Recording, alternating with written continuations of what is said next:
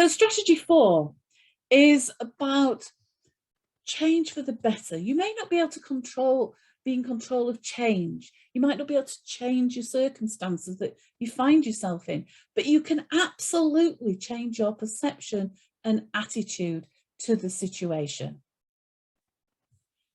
If we take my friend that I spoke about earlier as an example, when she got made redundant, she could have allowed herself to go into that whole downward spiral, negative thinking to take over, to tell herself that it was outside of her control. And if she applied for a job and didn't get it, what could she do about it? Or if there weren't any suitable jobs around, well, again, what could she do?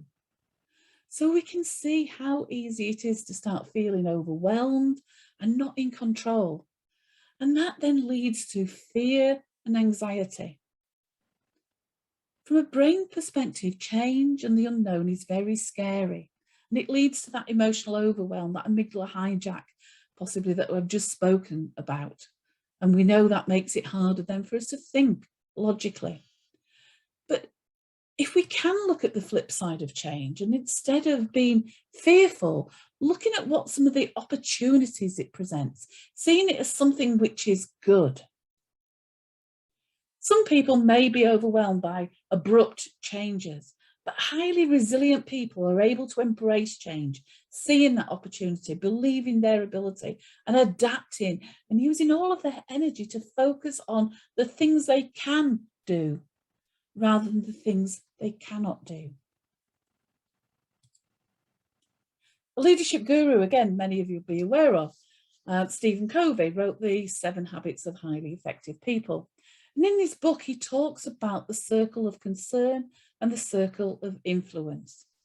In the diagram A, the ratio of the size of the circle of influence is only tiny in comparison to the circle of concern.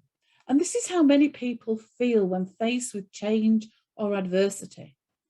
But in diagram B, we can see that the circle of influence has grown considerably as the individuals started to look at those opportunities, the possibilities, and started to feel more in control and started to focus their influence on the things that they can do. So referring back to my friend, when she was first made redundant, at first she was very definitely would have put herself in diagram A.